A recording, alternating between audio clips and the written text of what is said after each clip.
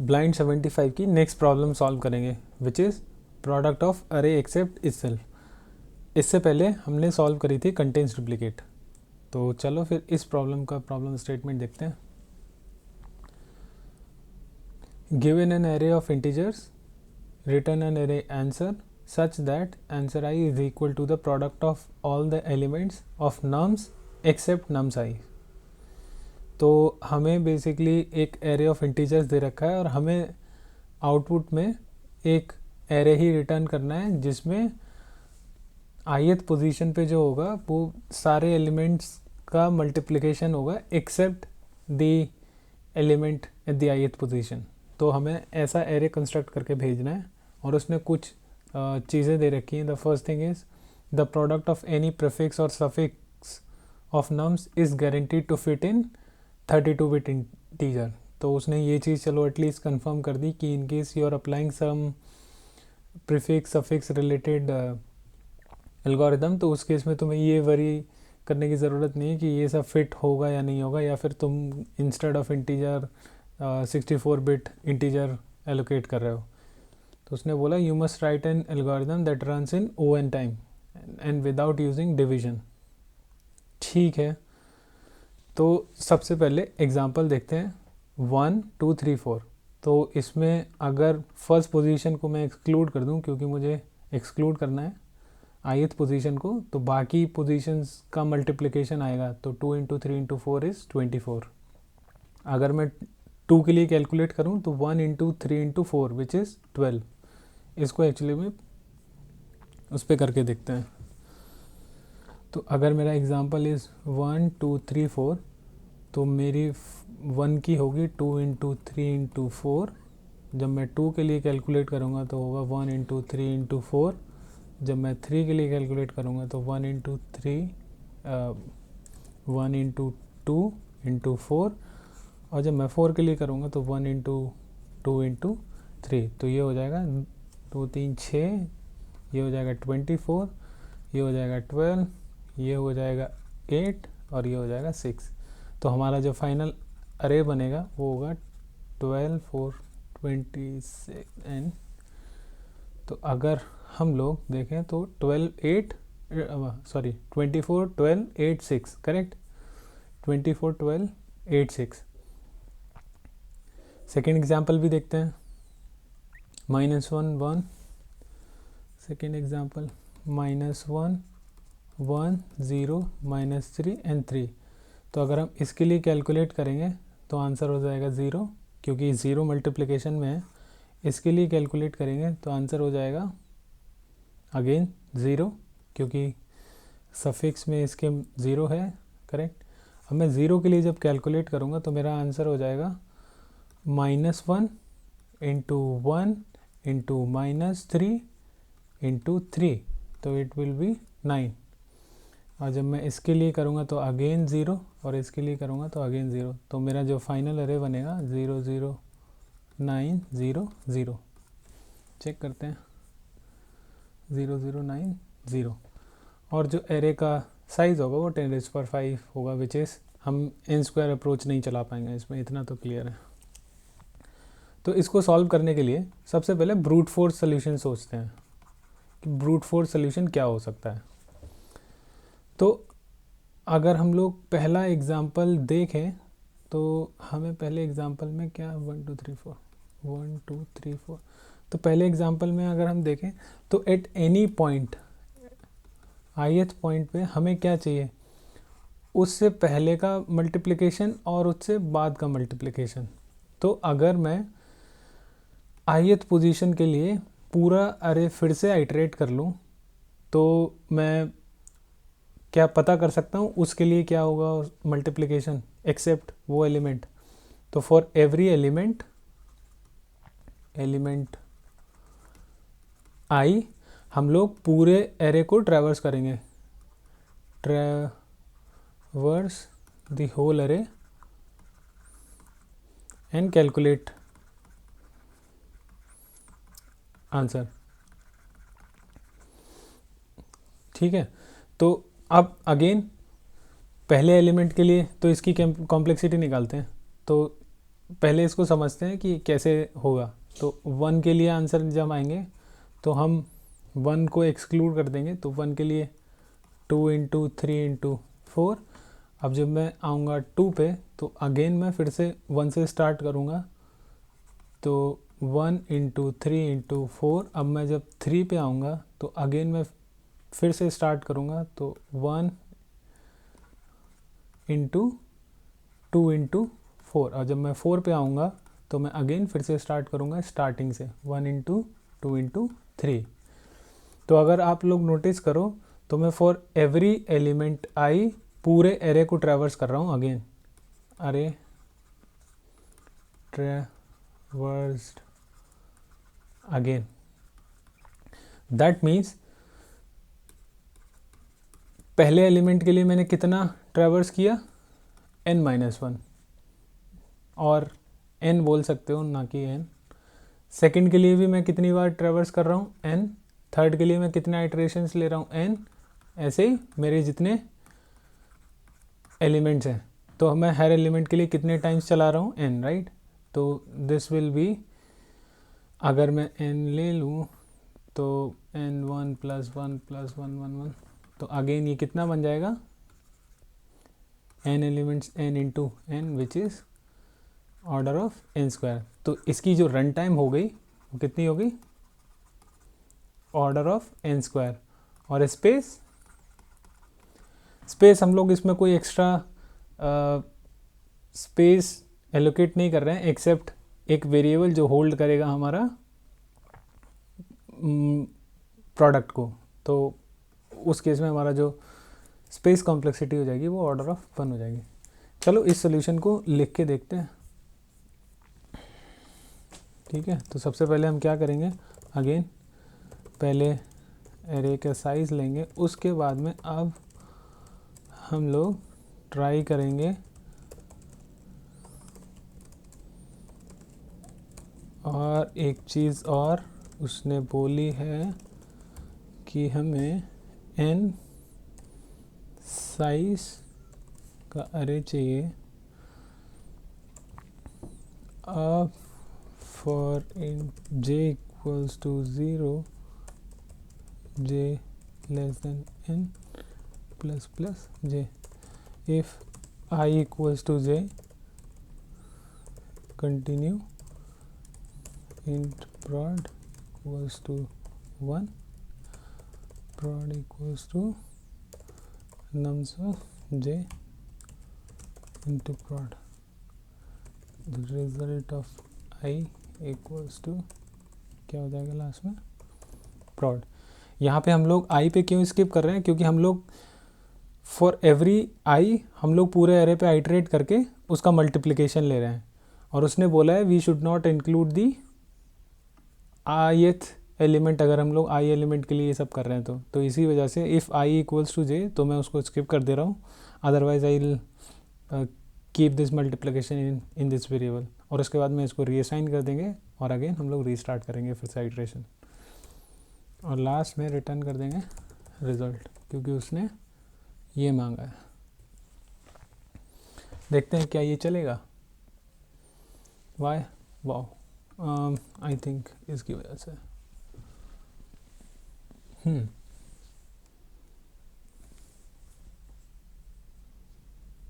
Correct. तो अगर मैं इसको सबमिट करूँगा तो इट शुड TLE, क्योंकि n² सोल्यूशन है और हमारा जो n है वो 10⁵ के अराउंड है, तो नहीं चलेगा। करेक्ट, TLE आ गया, बट फिर भी काफ़ी केसेस में चल गया। अब इसको ऑप्टिमाइज करने की कोशिश करते हैं। तो optimal solution,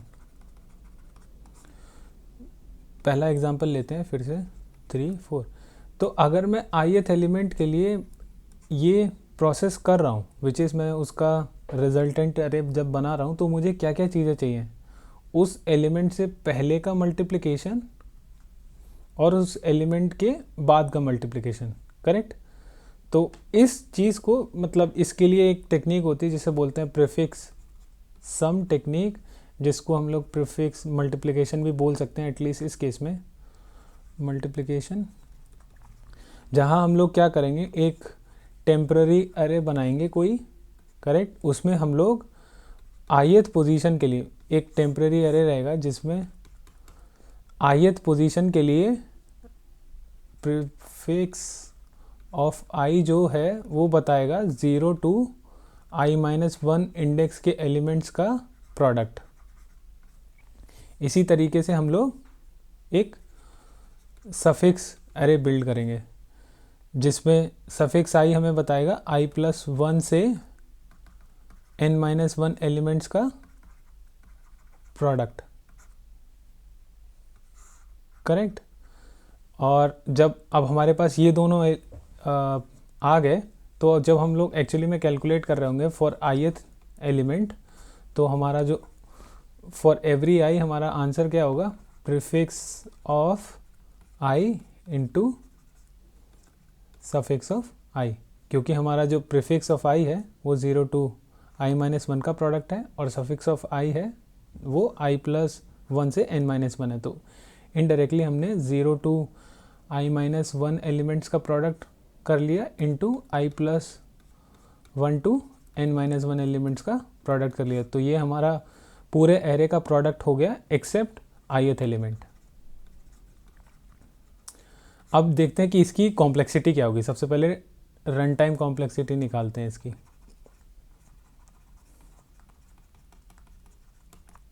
run time complexity क्या होगी, क्योंकि हम लोग एक एलिमेंट को दो बार, मतलब एक एलिमेंट को मल्टीपल टाइम्स विजिट नहीं कर रहे हैं, बस हम लोग पहले एक बार प्रीफिक्स अरे को बिल्ड करेंगे, फिर एक बार हम लोग सफिक्स अरे को बिल्ड करेंगे, करेक्ट। आई मीन इसको हम लोग रिवर्स में बिल्ड करेंगे और उसके बाद हम लोग एक्चुअल कैलकुलेट करेंगे।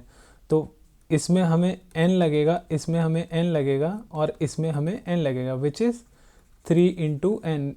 जो सो ये जो हमारा 3 है, it is constant and is not dependent on n, तो ये इसको हम लोग डिस्कार्ड कर सकते हैं। तो हमारी जो ओवरऑल रन टाइम कॉम्प्लेक्सिटी होगी वो ऑर्डर ऑफ n हो जाएगी।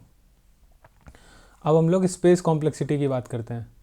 तो स्पेस हम लोग कितना एलोकेट कर रहे हैं एक्स्ट्रा, तो आई थिंक जो पहला स्पेस हम लोग एलोकेट कर रहे हैं वो है प्रीफिक्स अरे के लिए, और इसमें कितने एलिमेंट्स होंगे, n, क्योंकि हम लोग ith पोजीशन के लिए 0 to i-1 का प्रोडक्ट स्टोर कर रहे हैं, करेक्ट, और सफिक्स स्टोर कर रहे हैं।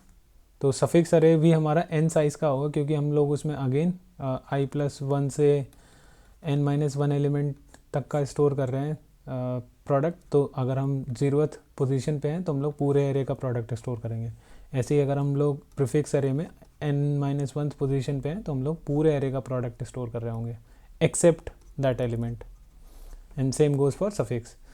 तो हमारे n space plus n space which is 2 into n, तो अगेन इसमें जो 2 है वो कांस्टेंट है, तो हम लोग स्पेस कॉम्प्लेक्सिटी इस सोल्यूशन की हो जाएगी ऑर्डर ऑफ n। चलो अब इसको लिख के देखते हैं।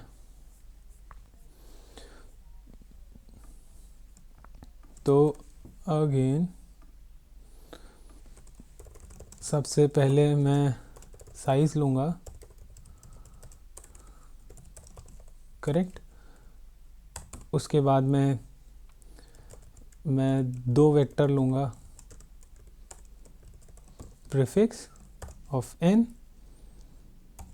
initialized with 1 and suffix of size n, ये भी इनिशियलाइज्ड होगी 1 से।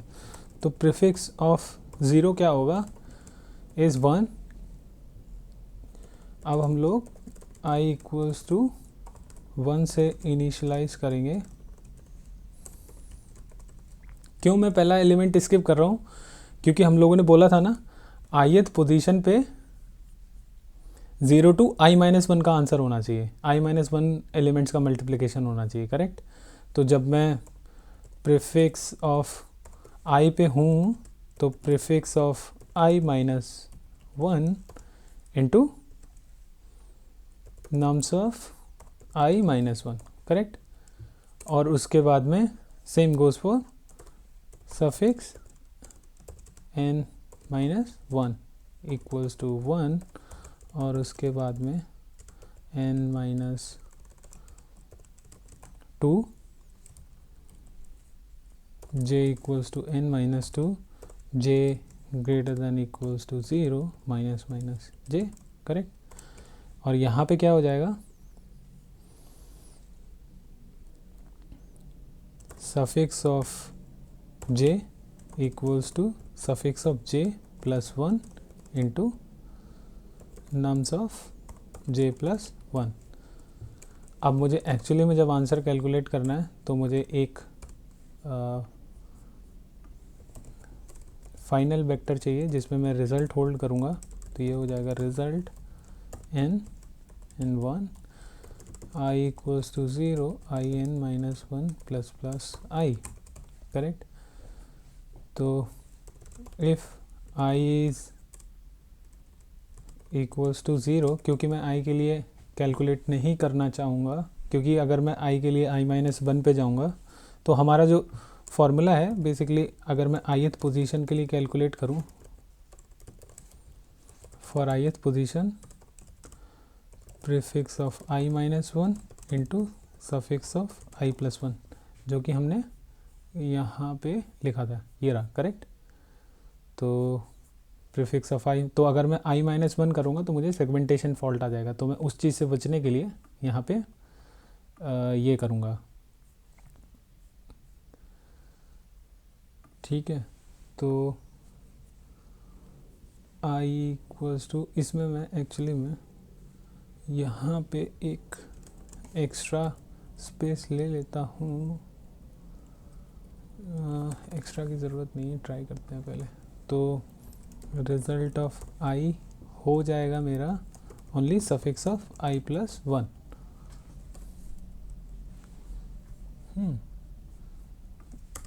एल्सिफ एक केस और होगा, क्योंकि मैं सफिक्स में भी ओवरफ्लो मतलब सेगमेंटेशन फॉल्ट आ सकता है अगर मैं लास्ट इंडेक्स पे हूँ, और उस पर अगर मैं i+1 करूँगा तो उस केस में मेरा सेगमेंटेशन फॉल्ट आ सकता है। तो चेक करूँगा if i equals to n-1, तो उस केस में रिज़ल्ट हो जाएगा, रिज़ल्ट ऑफ i हो जाएगा प्रीफिक्स ऑफ i-1।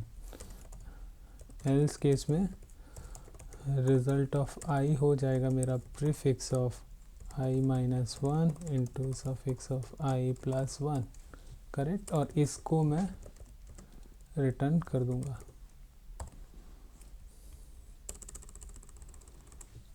करेक्ट। अगर मैं इसको रिटर्न करता हूँ, लेट्स सी एक बार कि ये सही से कैलकुलेट हुआ है। तो सबसे पहले हमने n लिया, प्रीफिक्स एलोकेट किया, सफिक्स एलोकेट किया, उसके बाद में सफिक्स को इनिशियलाइज़ किया मल्टीप्लिकेशन से, तो ith पोजीशन पे हमारा i-1 एलिमेंट्स का सम है। उसके बाद में हमने n को इनिशियलाइज सफिक्स को इनिशियलाइज़ किया, और सफिक्स i पे जो हमारा एलिमेंट है वो सफिक्स i पे जो हमारी वैल्यूज़ है वो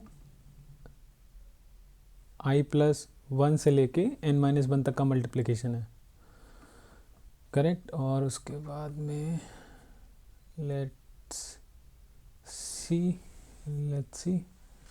रन करके देखते हैं कि क्या ये चलेगा।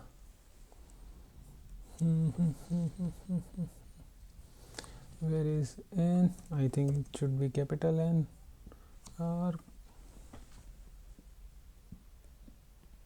Wrong answer, wow. 12 4 1 2 12, I think अगर मैं सी आउट करूं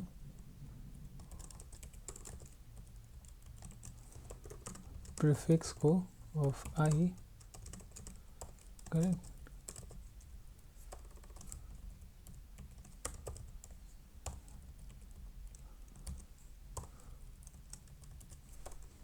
and same goes for suffix. अगर मैं सफिक्स को भी करके देखूं तो ये हो जाएगा मेरा सफिक्स।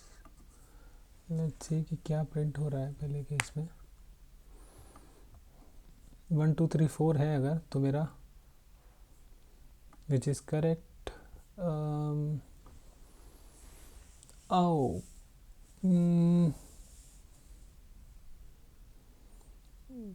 तो इस केस में मेरा प्रीफिक्स 2 के लिए 1 होना चाहिए था, 3 के लिए 2 होना चाहिए था, 4 के लिए 6 होना चाहिए था, विच इज़ करेक्ट। अब मैं सफिक्स देखता हूँ, तो इसके लिए मेरा 1 होना चाहिए था, 3 के लिए मेरा सफिक्स 4 होना चाहिए था, 2 के लिए मेरा सफिक्स 3 इंटू 4 12 होना चाहिए था, और लास्ट में 1 के लिए मेरा सफिक्स ये होना चाहिए था। ठीक है, तो फिर यहाँ क्या गड़बड़ हुई है, जब मैं 0 से आया हूँ i इक्वल टू 0 के लिए इसने 12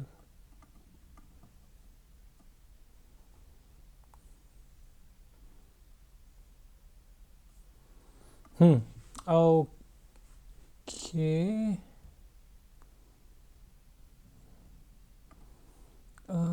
ये करेक्ट है। तो अगर मैं इनका डायरेक्ट मल्टीप्लिकेशन करूँगा, अगर मैं डायरेक्ट मल्टीप्लिकेशन करता हूँ i माइनस 1, मैंने क्या किया है, मैंने उस तरीके से ही बिल्ड किया है कि मैं अगर ith पोजीशन पे रहूँ तो मुझे बैक और वो जाने की ज़रूरत ना पड़े। मतलब मैंने जो प्रीफिक्स और सफिक्स अरेज बिल्ड किए थे वो इस तरीके से बिल्ड किए थे कि मुझे i माइनस 1 और i प्लस 1 करने की ज़रूरत ना पड़े। इस वजह से आई थिंक रॉन्ग आंसर आ रहा था। इसको सबमिट करके देखते हैं, लेट्स सी। ठीक है, तो ये पास हो गया, करेक्ट। अब लास्ट में देखते हैं उसने क्या बोल रखा है। Can you solve the problem in O1 extra space complexity and the output array does not count as extra space for space complexity analysis. तो आई थिंक रन टाइम तो अगेन फिक्स रहेगा, बट हम लोगों ने जो extra space calculate किया है, हम लोगों ने जो एक्स्ट्रा एलोकेट किया है प्रीफिक्स और सफिक्स के लिए, वो अब एलोकेट ना करें। तो क्या हम लोग ये कर सकते हैं? और उसने ये भी बोला है कि ये जो रिज़ल्ट अरे है उसको हम लोग कंसीडर कर सकते हैं कि वो प्रोग्राम का पार्ट नहीं है, या कंसीडर नहीं किया जाएगा एक्स्ट्रा एलोकेटेड, क्योंकि हमें एनीवेज रिज़ल्ट को तो रिटर्न करना ही है, करेक्ट। तो आई थिंक तो पहली चीज़ जो है, इस रिज़ल्ट को मैं ऊपर मूव कर सकता हूँ, करेक्ट, क्योंकि अब मुझे ये दोनों हटाने हैं। तो मैं रिज़ल्ट में ही अपना प्रीफिक्स स्टोर करूँगा, करेक्ट। तो अगर मैं रिज़ल्ट में ही अपना प्रीफिक्स स्टोर कर रहा हूँ, एंड देन मैं इंस्टेड ऑफ यूजिंग सफिक्स अरे, मैं अपना जो रिज़ल्ट अरे है उसको इस तरीके से बिल्ड करूँगा, लेट्स से, करेक्ट। तो instead of actually building the suffix array, I will first calculate the suffix answer and then update the suffix, then I mean. तो उस केस में क्या होगा कि मैं हमेशा एक स्टेप पीछे चल रहा हूँ सफिक्स में, दैट मीन्स पहले मैं अपना आंसर अपडेट कर रहा हूँ, करेक्ट। तो मेरा जो रिज़ल्ट है, result is j equals to, and ये मेरा जो है प्रॉड, ये एक्चुअली में मेरा, इसको मैं सफिक्स मल्टीप्लिके सफिक्स मल्ट बोल देता हूँ। तो ये जो मेरा है इसमें एक्चुअली में मेरा, करेक्ट, और इससे पहले का जो मेरा मल्टीप्लिकेशन है, तो ये मेरा सफिक्स हो गया, और i माइनस 1 एलिमेंट्स का मेरा जो मल्टीप्लिकेशन है वो इसमें स्टोर्ड है, तो ये मेरा प्रीफिक्स हो गया। अब उसके बाद मैं इसको अपडेट कर दूंगा, is equals to this into nums of j। तो अब इससे होगा क्या, अब मैं जब n-2 पे आऊँगा तब मेरे पास इसमें मल्टीप्लिकेशन होगा n-1 का।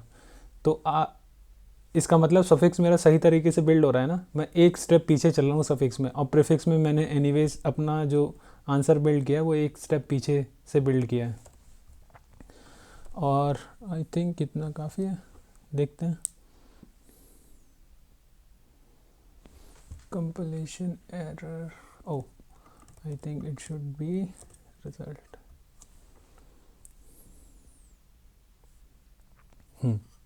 Let's see. तो ये भी चल गया।